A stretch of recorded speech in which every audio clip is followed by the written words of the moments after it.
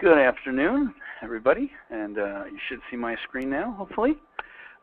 Interesting topic today. We're going to be talking about presets, and I guess as a start, we should talk about what is a preset. And a preset is sort of like an action from Photoshop, if you will. It's something that we tend to do over and over again, and then we record it in a way so that we can apply it to images. And there are presets for both metadata as well as for develop presets, naming presets, export presets. So I'm going to show you a few today, some of the ones that I use on a regular basis. And to start with, one of the things that I do all the time is rename my files, getting rid of the camera name, which doesn't really tell me much, and use a name that actually gives me a description or tells me some information about what it is I'm shooting. And it's based on year, month, day, and then an underscore, and then what I call a job name or something that I'm shooting, and then a 4-digit sequential number. And one of the neat things in Lightroom is that we can create these we can create a file naming preset, and then we can actually use that on import, and then again in the library module to rename again and again, for that matter. So to create one, we can actually, the easiest way is I'm going to go to Lightroom's main menu, and I'm going to drop down to rename photos. And this is a preset that I already have, but I want to edit this preset to show you how to make one. And what I'm going to do is we're going to drop down and choose Edit. And I'll actually just erase this one that's in here so that you get an idea of what we're going to do. So this is the template editor, and these are all called tokens. And the tokens are, there's all different kinds of tokens. To start with, what I'm going to do is put in year, year, month, month, day, day. So I select that, and that's going to start by excerpting the year, month, day from the image. And the neat part about that is that all my images will then line up in a hierarchical order. And I use that naming convention for both folders, if we look over here on the left side, as well as for my individual images.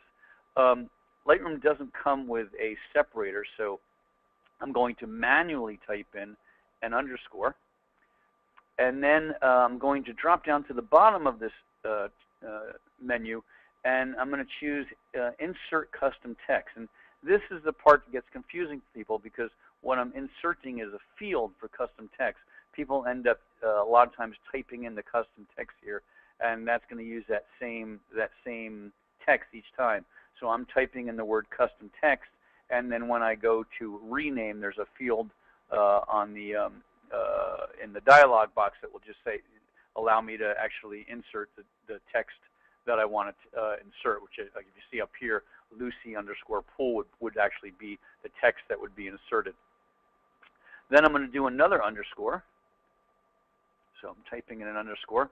And then I'm going to go down to sequential numbers, and I'm going to choose 4-digit sequential number. And my reasoning for 4 and not 3 and not 2 is that it's possible that I would shoot, well, actually, many times I do shoot over 1,000 images on a shoot, but highly unlikely that I would shoot more than 9,999.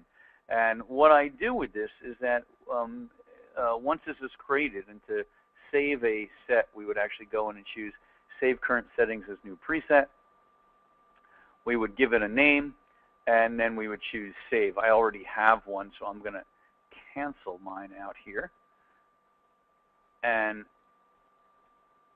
if I were to type in here now, I would rename this image. But typically what I'm doing is renaming on import, and then again, after I edit, when things are out of sequence, I'm then, what I do is I start on the first day of a job and go through and give it a name, and then as the date changes, I rename from there. So let me just give you an example of what I'm talking about. I'll go back to something from Africa that was over a couple of days for sure. We can go to Duba Plains, And you'll see that up here, we start with the first day of Duba Plains. There's actually 2 from Johannesburg, but we start with 20110118, number 1. And then as I drop down here, and we get past the first day, let's see, it's still the 18th. We'll drop down. Okay, so now we're into the 19th, and the first day of the 19th starts again then with the number 1. So the shoot, I use the, call it a job name, if you will, that starts with the first day of the shoot, and then as long as I'm on that location, I use this naming template to rename images from 1 to whatever it is that ends at midnight, and then at 12:01 I start with number 1 again. So, you know, I can stay in a location for 3 or 4 days, and people are always confused with, you know, why do you do that and how come?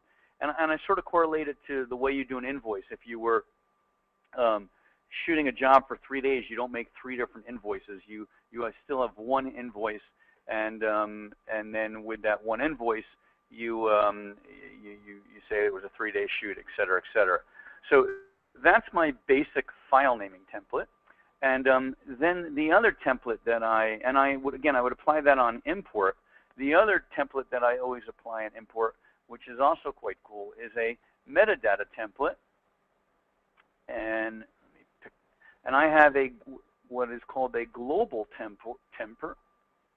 Where did it just go? Why did it not pop up? Edit preset. There we go. So this is my template, and it's global, meaning that I'm going to put this on every single image. Then I do localized adjustments, changing captions and adding keywords on individual images. So some of the things that I have in this global template, and I do mine based on the year for copyright, is it starts out with the copyright notification. And for those of you on a Mac, the copyright symbol on a Mac is Option G. For those of you on a PC, it's Alt 0169, as long as you have a numeric keypad. Otherwise, you can enter in, you know, C with a bracket on either side. Several ways of doing it, or just spell out copyright. I'm choosing copyrighted. I put in rights usage terms. It actually, the field doesn't show everything, but it actually says no usage rights of any kind without express and then written permission from Seth Resnick. And the key word there actually is the word express, written permission. And the meaning of that legally is that it prevents someone from saying, oh, they had permission from so-and-so, or they got permission here. This literally spells out that the permission must be in writing, and it must be only from you, the photographer.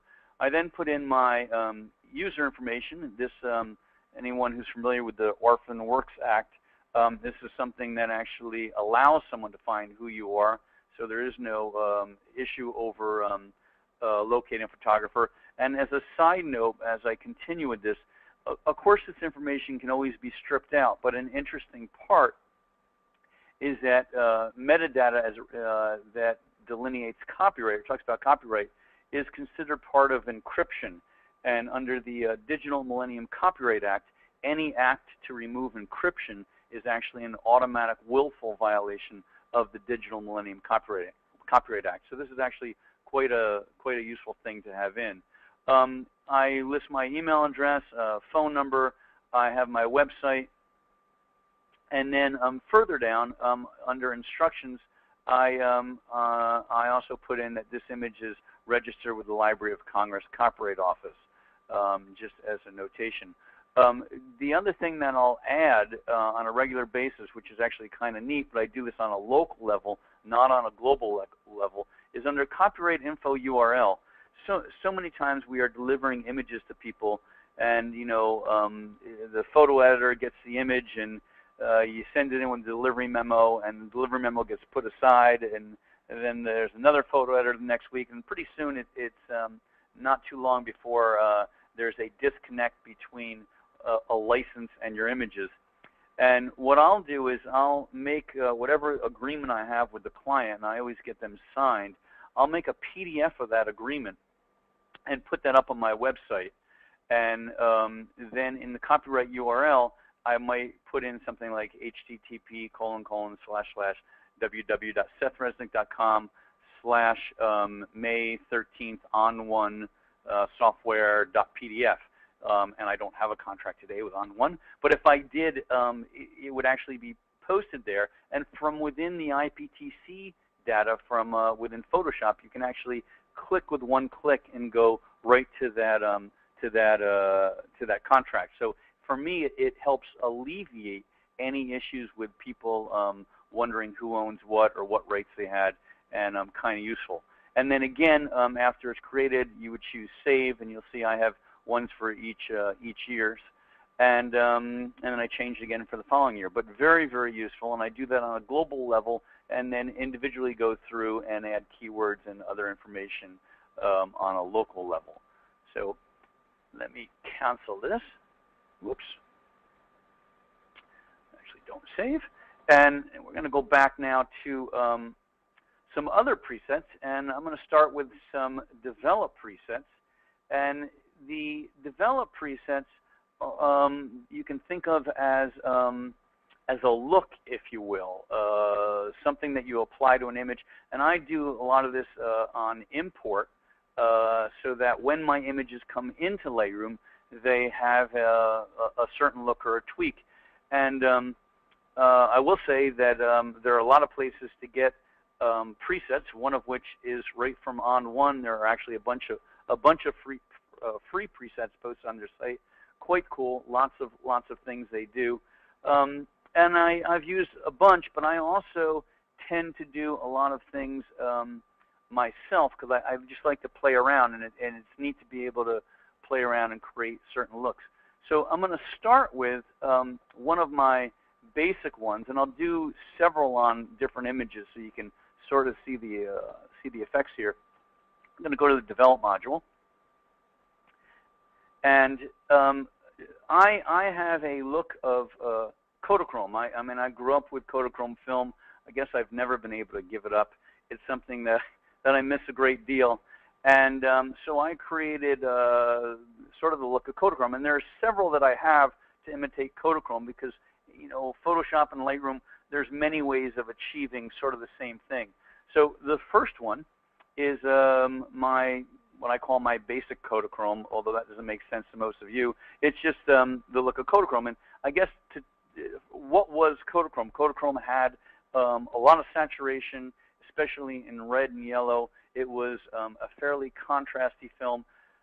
So an interesting way to get there is if we take clarity and bump up clarity, typically somewhere around between 45 and 50, and I move saturation to 17 and vibrance to 15, that by itself is actually fairly close to the way Kodachrome looked. And if I go back and forth here, you can see the image picks up a fair amount of contrast.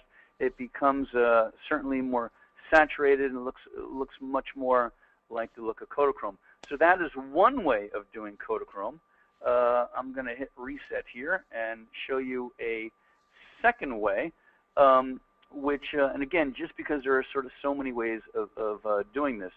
And this time I'm going to set clarity to 33, give or take. And some of these numbers I know, whoops, sorry, I want to set clarity to... Hey, Seth? Yes?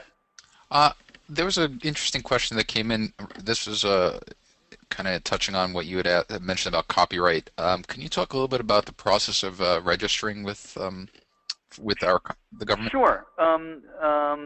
Here's a sidebar. So in the U.S., and this is sort of a critical thing to understand, in the U.S., copyright is granted at the moment of creation. However, unless you register that claim, there are certain things that you are not entitled to, one of which is you are not entitled to attorney's fees, which makes it just about impossible to find an attorney that will handle a copyright case.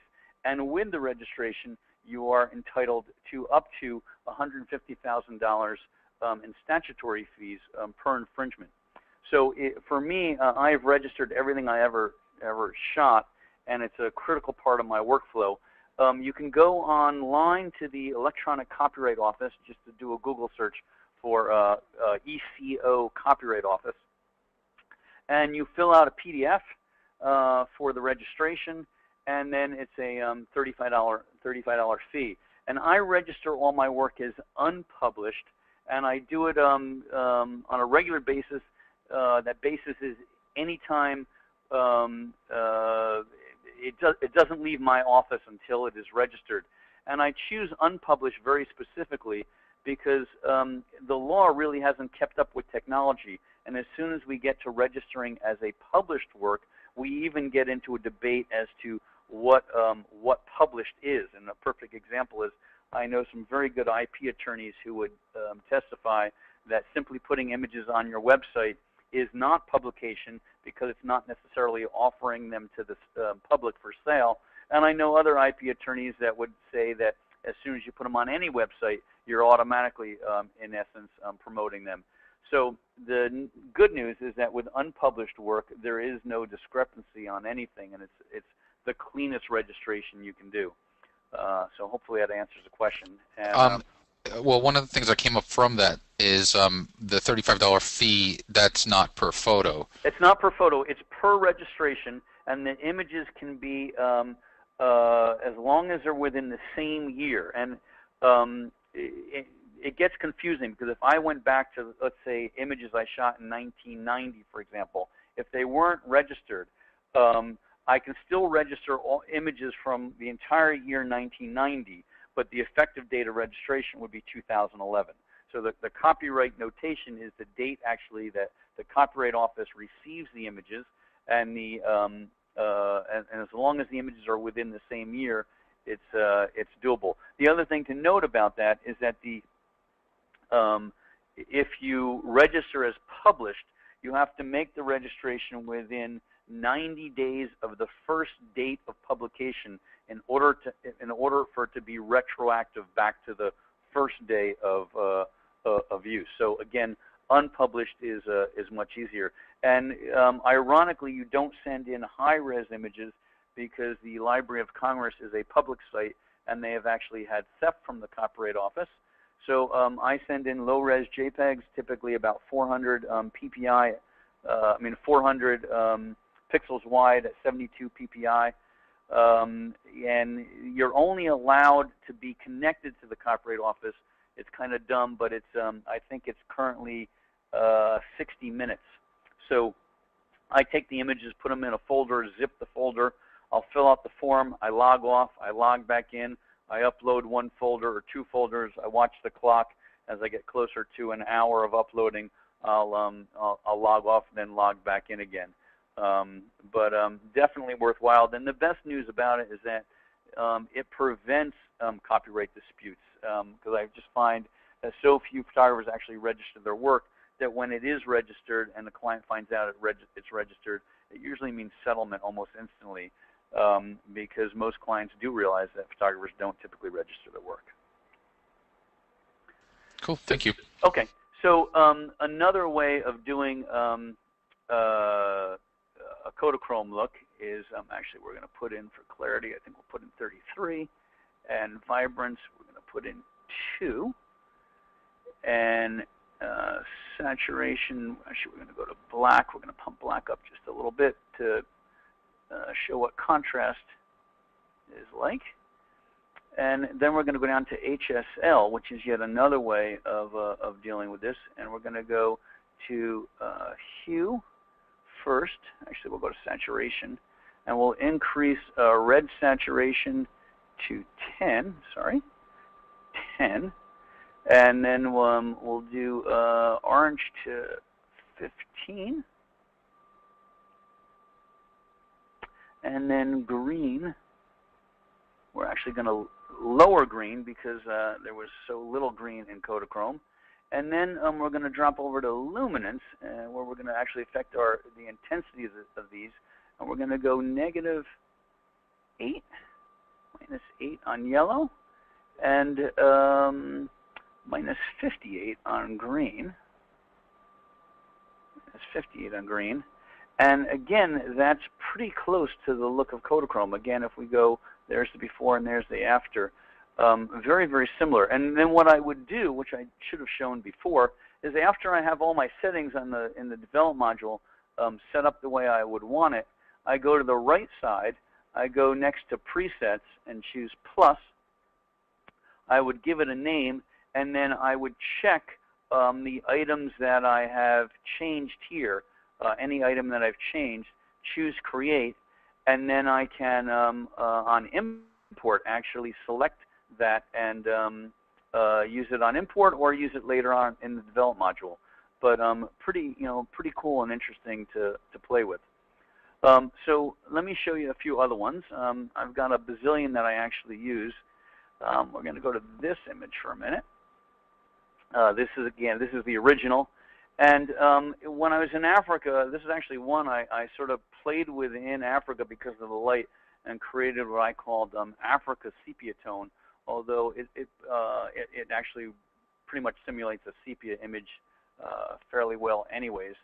So I'm going to go down here. This time I'm going to, and there's several ways of doing this, but I'm going to start out in camera calibration, and I'm going to go to red saturation and drop red saturation a bit, maybe to about 34-ish, give or take. I'm going to add blue. Drop down here. I'm going to add blue saturation. Go to about 63, give or take. Somewhere's up here. That's pretty close. And then I'm going to go to split toning. And then I'm going to go to split toning. And a little note about split toning that I mentioned last week when I was talking is it's one that a lot of people don't understand how to use, because if you start just moving the sliders, you don't see anything. It's the use here is where we bring in the option key. And if you hold down the option key, that's when you start to see the effect of the of what each slider does. So I'm going to actually take hue to 50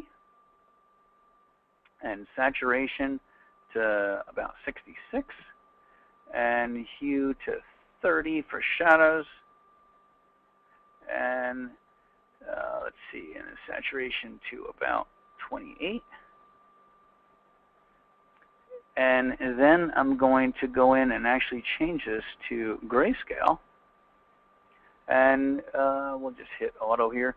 And that's, I mean, a pretty neat look and pretty easy to make an adjustment here. We could keep on going actually a little more and work a little more in even in HSL and do a little bit more with it. But as a general rule, I mean, that's getting pretty close to a sepia tone. In my final one, I did make some additional adjustments here. But for sake of time, I want to give you a basic feel of what I'm doing. And part of this is also it's always fun to play and do things that look good, and then come back and play with them later. So again, once I had everything set up, I would go over to the presets panel. I would hit plus. I would give it a name.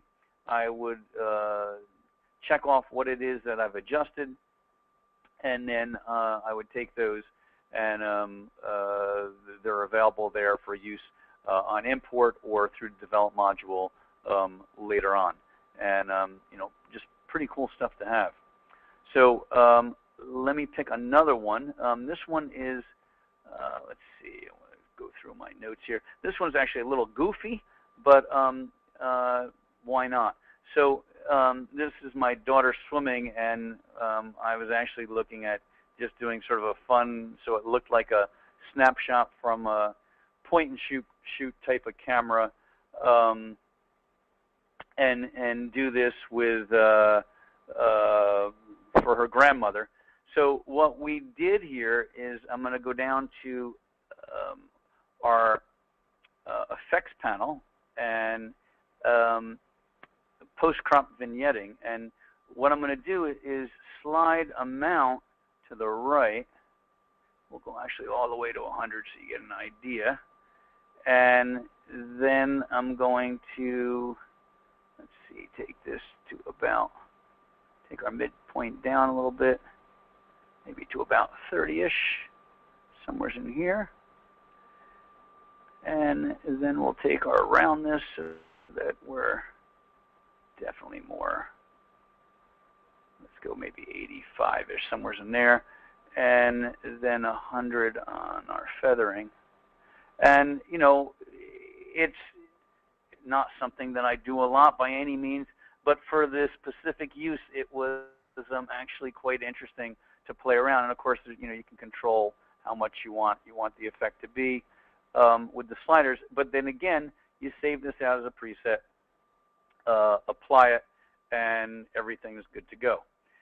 So a couple of other ones. Let me see what else would be interesting to show today. I have a sharpening preset, and actually, let's go back to. Actually, I got a fun. Let me show another one first. It's even more fun. I am one of the things I always preach is never to use a filter on when we're shooting digitally, and the reason for that is multifold.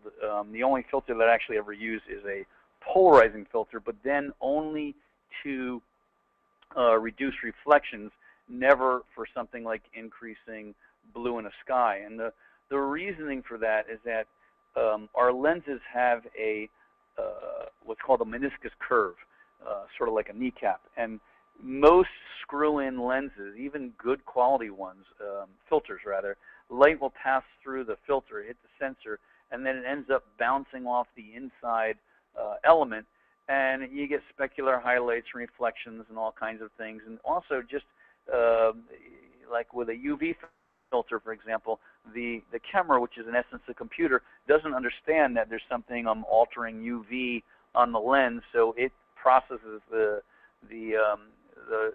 information the way it normally does, and in the end we end up losing highlight detail and shadow detail. So this is an interesting little trick, and I'm going to overdo it here so that you see it, for using a polarizing filter, but specifically to increase like blue in a sky. And I'm going to go here and let's. So I'm going to start out with hue, and I'm actually, in this case, I'll actually show you how to use this panel as well. I'm going to use the targeted adjustment tool and move it into the image. And I'm going to use my up or down arrow keys, and what I'm looking for is to just change the shade of blue a bit. So if I use the down arrow keys, they're going to go more cyan. If I use the up arrow key, you'll see it'll start to go more blue. And the interesting part here is that actually, depending on where I select the blue in this image, sometimes it actually will increase blue and aqua, because it's really analyzing what the colors are made of. I'm going to then go to the saturation slider, and I'm going to use my up arrow key, and I'm going to sort of really overdo this so you see the effect again. I'm going to punch up blue saturation, and then I'm going to go to luminance, and I'm going to lower blue luminance. So I bring my target adjustment tool in. I'm going to use my down arrow key, and what we've done, and I'll give you the before and after with and by the way, the before and after is the backslash key, the one underneath delete. But we went from that to that in literally in about 2 seconds. And then the same thing, I could actually take these settings, go in and choose plus again, and save these settings for HSL, and then apply that to you know, another image in the future or a group of images. And a very, very effective way of enhancing blue, particular, and just all around pretty cool. So another one that I use on a regular basis and is I like to have a sharpening preset. And one of the interesting things is that with Lightroom, we get 2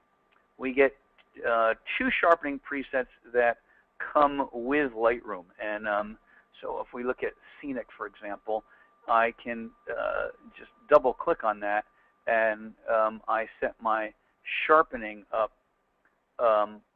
as the default. But what I like to do is alter my sharpening preset a bit from, although these are pretty good starting points for both scenics and faces.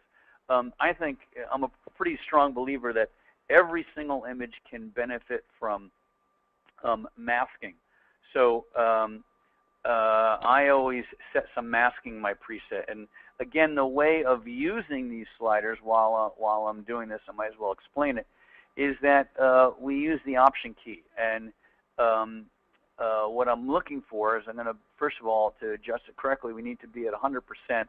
I want to analyze the image and look for areas where we have light and dark contours and areas of high and low frequency. So in an area like the clouds, pretty useless, the water's pretty useless, but this whole area in here is actually a very interesting place to judge sharpening. I can then take the little tool here once I'm at 1:1 and pick maybe an area here where I have good light and dark contours to judge from as well.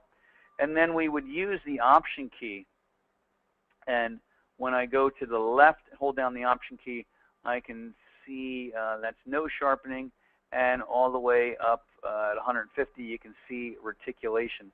So my goal is really to start picking a point where I basically am seeing the sharpening but not having any reticulation. Same thing for radius. I'm looking for outside edges, and that's actually pretty good right there. Again, the difference is there's 0.5, there's 3. And I just want to start to see some of that edge detail. And then detail itself, there's 0, that's at 100. A little tougher to tell, but I'm looking for good defined edge detail on my edges. And then the one that the preset doesn't set, which is why I do it this way, is masking. And at 0, we're applying sharpening everywhere. At 100, we're applying it only to our highlight edges. And for me, I find that most images really benefit from at least about 20 to 25 on masking.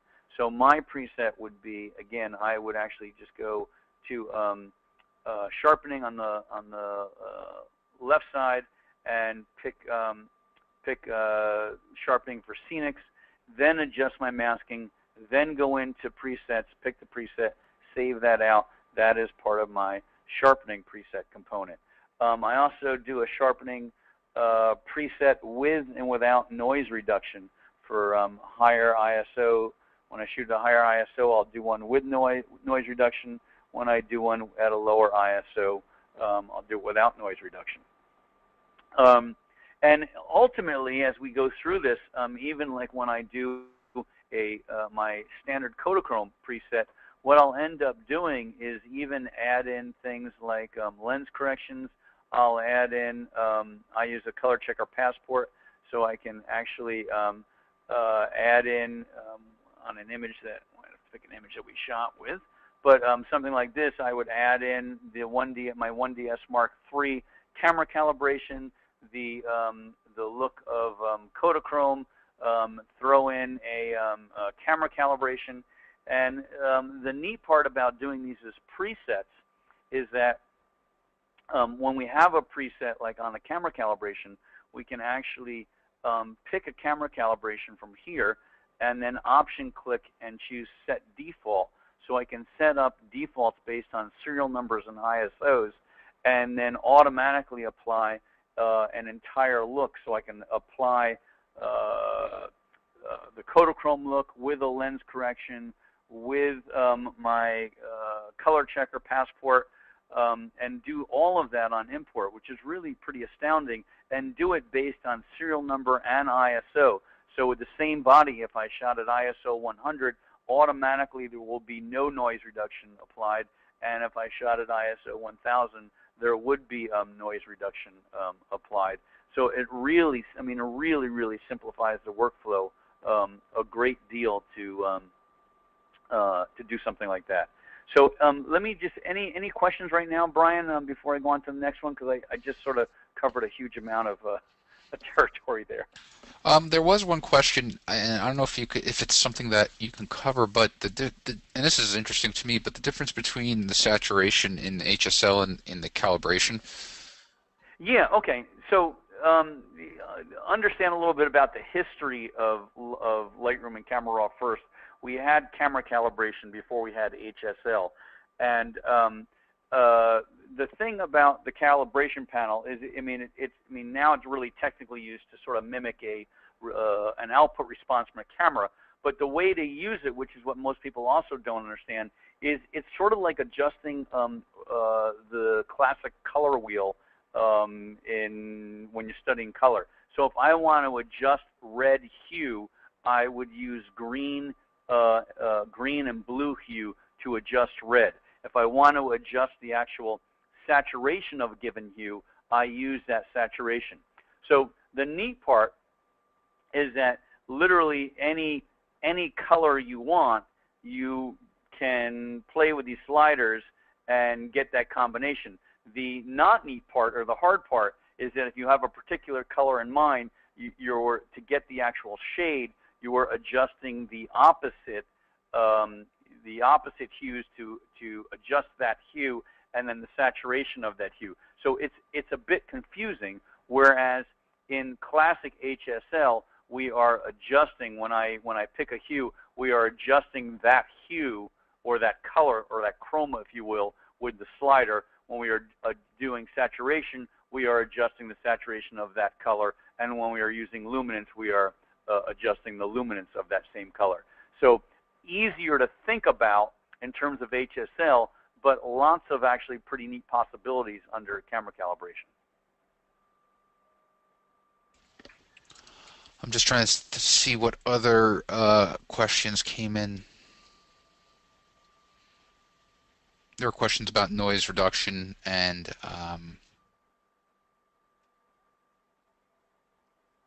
noise reduction, the difference between clarity and sharpness, or sharpening rather. Okay, so that's I'm happy to answer all these, because I mean, rather than just showing presets, a lot of the questions are valid. So clarity is well, I would rather have given a different name. It's adjusting our midtone contrast. So as we lower our midtone contrast, an image looks softer, or carries a particular ambiance. As we increase midtone contrast, an image appears to be sharper. But we are really just dealing with adjusting midtone contrast. When we are adjusting sharpening, we are truly adjusting the sharpness, if you will, our edge sharpness, and controlling or eliminating or reducing halos and reticulation that would occur in the concept of traditional sharpening. And would you also consider the clarity slider another word for it to be kind of like a tonal contrast or a local contrast boost, or is that different? No, because, well, it is. I mean, I don't like to use the word local here, because it has a global. It still has a global effect, but it's really pegging our mid-tone contrast, which, in terms of like a visual acuity, it gives the sense that the image is sharper, but it's really only being applied to our midtones. Got it. Some people are wondering, is there a way to go about getting your presets? Are they available anywhere, or are they I don't sell mine or whatnot. I usually, if you come take a workshop, we and that's not a plug for the workshop, but we make a bunch of different presets in the workshop. If somebody writes to me, I don't want a million people writing to me, but if somebody really wants one, I'm happy to sort of give them the formulas out as I do them. But a lot of it, one of the things I would really encourage people is to think about what it is you want to do, and I mean this for real. I mean, it's one thing to download a preset from somebody and then just start applying it, but you start to really learn the product or the application much better if you start thinking about what it is that I want to adjust and what I want to do, and then look at the sliders to do that and sort of customize it. Because I think you really get to learn the software better that way. Go ahead. I'm sorry. I was going to say I agree with you 100% there. It almost becomes like presets become like trading cards or just like comic books in the collection that people just harvest without really any need for all of them. Um, so I totally kind of echo what Seth is Okay. saying. Download presets with intent. Don't just like I don't know. It's been a long time, Seth, since when I first started using Lightroom, I would put every Yeah, I mean, preset I you, could. you take your mouse and you do this, and like Exactly, every single exactly. one starts looking awesome and whatnot. But it also starts getting really confusing because you start to lose track of what it is I want to do this image. And I'll use a quote here that comes from my dear friend Jeff Shuey. And Jeff said something once, which I think is one of the most brilliant things about developing. And it's not exactly a brilliant statement, but when you think about it, I think it's magnificent. And he always says, it's so easy to like just start moving these sliders back and forth and going over these presets, and you have 100 presets, each one sort of looks different, and it gets confusing, and it leads to sort of the classic misbehavior of Photoshop in particular, where you start working on layers and you start doing things and you start thinking it looks good, and all of a sudden you realize you really don't like it, and then you go back in history, but you don't have enough history steps opened up, so you trash the whole image and start all over again. And Jeff said he always starts out by looking at the image, and he says, what is the image telling me? And I think it's a really, I mean, it's such a simple term, but it's such a good way of looking at an image, and just, what does this image want me to do to it? I really like that concept, and it helps me a whole lot rather than just running my mouse over presets or saying, oh, this is going to be that or this is going to be that. So I would certainly encourage people to do that. Yep. Peter asks a good question as well in terms of what makes you decide when, like the correlation between vibrance and saturation. I think that's always kind of an interesting topic to Yeah. discuss. Okay. So it's understanding what each one does, and that helps helps understand when to use one. Saturation is applying saturation, if you will, to the entire image. And if I just take the slider here as I go up, everything becomes saturated, and very quickly we start to see lots of areas that are going to go out of gamut, that are just sort of way overdone. Vibrance, on the other hand, will start to increase saturation, but the areas that are wanting to go out of saturation, it's sort of constraining those colors. So, I mean, I can push vibrance all the way up to here before the image starts looking like it's going out of gamut, whereas saturation, quickly becomes out of gamut.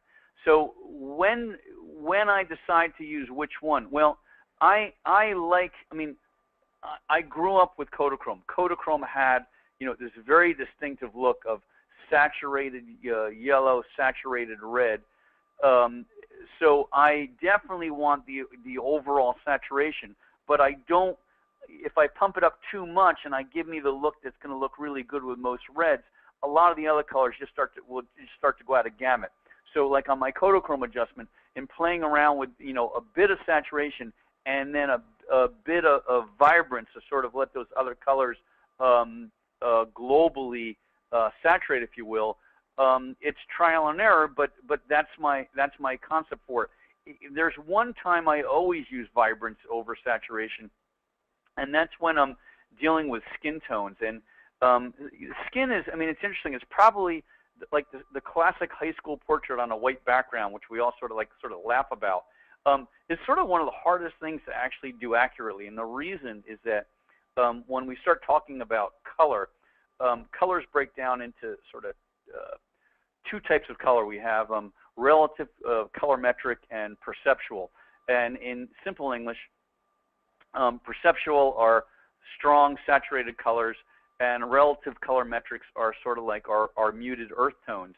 And normal human skin, when I moved down here to South Beach, and I've never gotten a suntan, so I laid out with Hawaiian Tropic for 3 days straight on the beach, I was definitely the definition of perceptual. Very, very strong saturated color. And Native American skin actually maps out very closely to relative colorimetric. But the rest of us are sort of neither relative colorimetric nor perceptual. And Vibrance allows us to increase saturation in the skin without everyone getting what I call that alcoholic look of where the skin, if you start punching up saturation on skin, it starts to get blotchy and look real magenta, picks up a lot of magenta. And you can avoid that by playing with vibrance, which will allow the skin to pick up color and start to saturate without getting overly blotchy. Cool. I think one last question we've got time for, and again, it's another comparison. This is from Don, who is asking about. So you just did saturation and vibrance, and now there's also exposure, fill light, brightness. Okay. Sure, and I'm happy to. So exposure is our.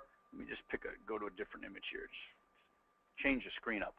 So exposure is adjusting our, very simply, exposure is our highlights, blacks are our shadows, and brightness is our midtones, and then fill light is adjusting fill on shadows. So something that people don't realize is how to use these sliders, because it's one thing to, again, just start moving these sliders around, but one of the things that I like doing is if you hold down the Option key and you start to move to the right, at the point where you first begin to get detail, color detail, that is the technically correct highlight point.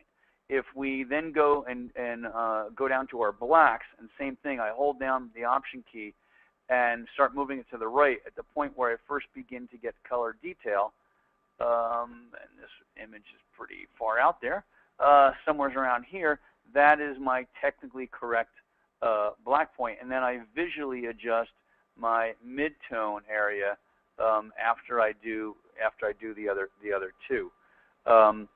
It's an interesting. What's interesting, and this is an image that doesn't demonstrate it so well.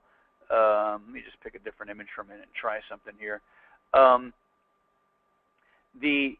On most images, and this one's probably going to show it a lot better, the default for Lightroom, and again, this is perfect because it talks about presets, the default for Lightroom is 5 on blacks. And while that may, a lot of people just don't think anything about it, they don't adjust it, but on a lot of images, and this is a perfect example, this image, we're actually at 0. And if I had to say that for a majority of images, I'd say the majority of images are probably about 3 on black. And so when I make my sort of Kodachrome preset, and I make it, when I really work on it for me, one of the things I do is I dial black down to 0, because when I bring my images in, I want the control over if there's any black clipping or not. I don't want the images automatically clipped. And this is a perfect example because 5, which is the default, if we hold down the Option key and look, there's a significant amount of clipping going on at that default. So black, again, for me on my default would be the 0. But to adjust these, we would hold down the Option key on exposure, and it's just about dead on the money there. Same thing on black, and then manually adjust our midtones. Is it true that the reason why Adobe or the Lightroom team made the blacks to 5 by default was to... Yes. Yeah. Okay. Yeah. Yeah. You're reading my mind. Where Brian's going with this is that some of the camera manufacturers, and we'll be politically correct here, like to show that noise there's less noise, so to speak, in one of their processors. And there's a sort of a demo where they take an image and they run it through like Camera Raw or Lightroom, and they run it through their own processor, and they just go to shadows, and it looks like there's less noise. And it's a believable demo, but what's really happening is that the blacks are actually clipped fairly substantially on import by default, and if you block up your shadows, you are just not seeing noise. The only place we can really remove noise is at the sensor level. After that, it's sort of a Band-Aid approach. But if you sort of block up those shadows, there appears to be less noise in the shadows. So yeah, that's where you were going, Brian, and that's That's exactly right. You said it a lot more smoothly than I would have. okay. Um, but So let me show one other one. yeah, go for it. Well, here's sort of the look of another sort of well-known film is Velvia, and several ways of getting Velvia. And then I'll show you a neat one for sunsets also. In fact, actually, let me do the sunset one on this image first, and then I'll do Velvia. And again, and the other reason why I think why it's worth it to sort of create these yourself is that there are so many ways of achieving the same kind of effect with different sliders. And I'll give you an example of two sunsets here and then do Velvia. So on the first one, I'm going to actually bump my temperature up here. We'll go to about 7,500. And just add +2, give or take, on my tint. And we're going to take clarity way up to 70. And saturation we'll go 27 on. And vibrance 0. And contrast way up. And as we increase contrast, it's kind of interesting here. Let's go to about 85, give or take. And that's a bit, warming up a little bit more. But that really begins to take on the look of afternoon, classic afternoon magic light, if you will. My sky's a little magenta there. I'd probably clean that up locally, but a very, very neat effect to be able to give the look of sunset. I'll go to a different image, and in fact, let's go to this one, and I'll show you a different one. Actually, let's hit reset first. And again, similar effect, but a different way of getting there. And this time we'll take hue. We'll go hue 55, and we'll go saturation 25 and 52 and 26. And that is again very similar to setting sun. There's the before and after. Achieved in a much different way, and a lot of times, and again, I guess it's a good reason for again emphasizing why I like to do these myself instead of getting a full set preset. The image that I picked before, and I didn't test this on it, but this one actually I like the snow, but the sky is a bit too magenta. This other one probably would work better on that image. So. But if you understand what the sliders start doing, then it's much easier to start looking at an image and decide how you want to adjust it. So we'll do one for Velvia. Let's find my Velvia on my. Okay, here we go. So and let me reset this image. And we'll take this image. Let's reset it. And we'll try Velvia on this one. And this is, we're going to take red hue. And there are a couple ways of doing this. We'll try it this way, though. We're going to go red hue 0, but saturation 85. And blue saturation, just blue saturation to about 50. Green hue we'll take up to 85,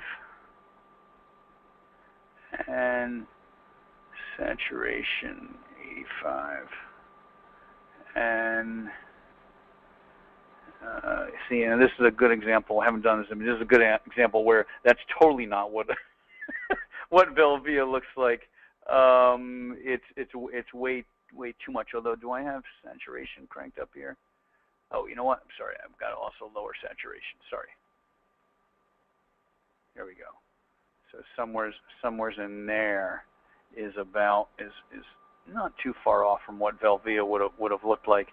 And again, you know, these are starting points to apply on images, and then you tweak them from there. One other one that I actually definitely want to say, and then you know, again, part of the problem of doing these for an hour is that you can go on for hours on end.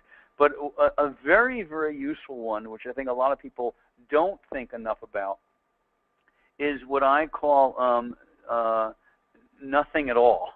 And you know, like my basic preset is this look of Kodachrome, and I apply that on most of my images. In import, it also has, as I said, you know, lens correction, it has a camera calibration.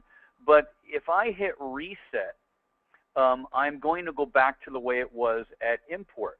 So this one doesn't have anything done in import. But if I did that and had a preset, you know, this might go back to my standard Kodachrome look. There are times where I want to go back to the way it was in camera per se, or even before I shot it. So I will double click on every single slider, and when you double click on a slider, that's going to zero it out.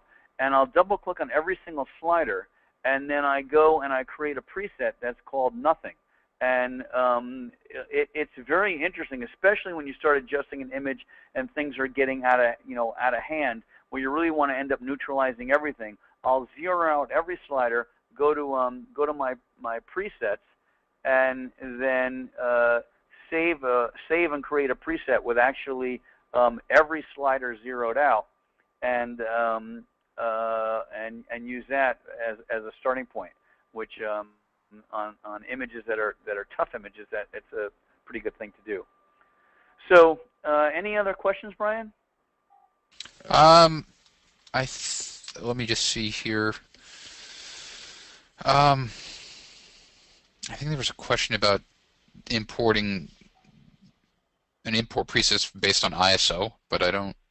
Okay, well, I can explain that while you're looking for the question. So I use a color checker passport, and maybe I can actually even do a demo on that one of these days. And the passport gives me a camera profile, if you will, that's based on a serial number and an ISO. So, and there's a process to this. If I just shot at any ISO, and again, a lot of this all comes into the bigger concept of workflow. If I just shot at any ISO and varied it, then I'd in essence have to make a profile for a bazillion different ISOs. So what I do in my own workflow is I shoot at ISO 100 for me, for a Canon camera, or ISO 640 or ISO 1000. And then I'll use this color checker passport and make a profile for with each camera at each one of those ISOs. And then when I import those into Lightroom, I can come down to my calibration panel,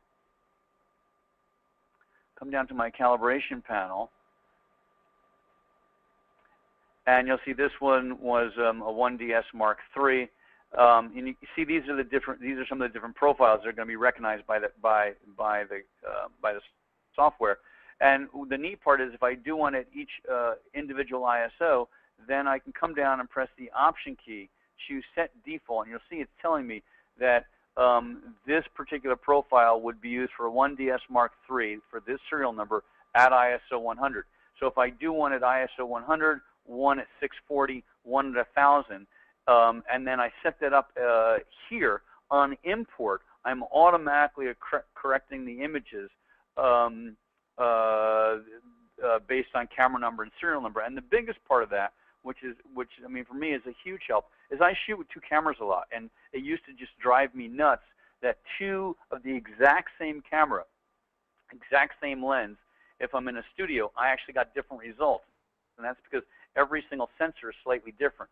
If I make a profile based on ISO and serial number, I can shoot with even different models of cameras, shoot the same subject, and in essence on import, my images are all going to look exactly the same, which is again, a huge time-saving effort in terms of workflow. Do you create, and this is a personal question, do so you create just by the camera, the body and the ISO, but you don't create a profile for the lens as well? So like no, well, I use the lens correction, so I build on import my lens corrections. But the when you really look at what's affecting the color, the type of sensor in the body and ISO have a far more effect than the different lenses, as long as you're using the camera manufacturer lenses. And then if I apply a correction for the actual lens type, which is huge in Lightroom, it's pretty. I mean, it's a pretty spectacular way of importing. cool. And I think didn't Adobe release some sort of utility, or they're going to release utility that allow you to create? Yeah, the DNG profile editor, I think. I believe if you go on, and their site is always listed backwards, but I believe it's labs.adobe.com. Yep. If you go through there, you'll see the profile editor and a bunch of other cool things that I actually have up there. Yeah, awesome. And the last question I have that Peter asked, and I think it's a good one, with regards to these profiles you're creating, does it do anything with noise reduction? I handle noise reduction separately. But the way I handle it, and it's a yes or no answer. If I'm shooting an ISO 100, I don't apply any noise reduction. If I'm shooting at ISO 640 or 1000, I add noise reduction to my preset. The profile isn't basing on noise reduction, but the preset is actually basing it on noise reduction. Perfect. So it does get, it gets complicated, but in the end, it's pretty neat when you can import. As a close here, I can import, rename the images, add my metadata, add sort of the look of Kodachrome, add some noise reduction and a profile based on a particular camera ISO and serial number, and that's all done on import. So when I start looking at my images, they're 3/4 of the way tweaked, which is the real plus. Yep, that makes perfect sense. Actually got me thinking of some stuff now that I'm gonna start, because I create profiles, but I'm I guess a masochist, and I create the profiles per shoot. Even though, so like if I shot outside today with my 5D2, and I went out tomorrow, I would two different shots with the passport, 2 different profiles by date. So and that's fine. The interesting part, and again, it depends on here's and it's an interesting perspective. If I had to shoot clothing for a clothing manufacturer, by all means, I would definitely do that. No doubt about it, because now you want the clothing to be the exact same color. But like when I'm walking out across the street here, like I'm going to do after we get done here and go for my walk on the beach, as the sun starts to go down, I just want to be accurate. I don't need it to be absolutely perfect, so to speak. And what's interesting is in having a collection of profiles built all around the world when I traveled. Last week we were actually looking at took a 5D Mark II, and I looked at a profile from California, one from New York, one from Florida, one from Africa, and one from Oslo, Norway. And they were all pretty close. They were all drastically different from the Adobe standard and drastically different from the camera profiles that come with the cameras. But pretty amazing that they were actually pretty close. Africa was definitely there's a lot stronger yellow light, and in Norway there was more blue light, so the yellow and the blue were noticeably different. But a lot of them were actually pretty similar, and I've noticed, you should try it. If you go out 2 different days and really look at the profile carefully, you're not going to see that much of a difference. I'm based on your, the reverence and like your experience. It's enough for me to just kind of do what you did. I'd rather create static profiles based on varying ISOs. Yeah, and it's really neat. And I add one other thing here, because people don't think about it, is that when we build a profile for a camera, so many photographers are moving files from a laptop to a desktop and whatnot. and they know to move. They're moving images, they're moving XMP data, but they forget about things like the camera profiles. So if Sure. if you move that one from the laptop and you don't have that profile on your desktop, the image is automatically going to come in differently. So it is important to move those profiles around, and that's actually a reason why I don't want to have 10,000 of them, Brian. Yeah, I was just thinking it's the same list as my Right, presets. Like, right. you It's get like this. it becomes ridiculous to manage. Yeah, no, I'm totally gonna shift around with that, and it's important also, Seth. I think you'll agree to note that while you are, it's almost like forgetting half of the ingredients if you do go ahead and you buy yourself, say, a color checker passport, which is made by X-Rite, and you're not actually calibrating your display with Oh yeah, hardware. then it's only a quarter of the component then. So Right. Exactly. You really, we're not trying to be alarmist. I always kind of sound alarmist because I make it a priority to let people know you have to yeah, get some. without it, there's no starting point. Without a profile monitor, you have nothing. It's, Right. so And it's funny when you do when you switch between the profiles, the ICC profiles of the original manufacturer and a corrected one. It's alarming. It's yeah, scary. it is a startling difference. Yeah, so with that, there are other questions. I'm going to give my email address out to those of you who are asking questions. I actually have another meeting in a little bit that I have to make, so that's kind of why I'm going to normally I'd go on and on, but And I got to go to the beach. yeah, there was someone from Detroit who was like, don't rub it in. And we have people in Hawaii, two people in Hawaii that I saw, so Okay. um, I'll Well, once again, I want to say thanks to everybody, and I'll turn this back over to you, Brian. But it's always a pleasure.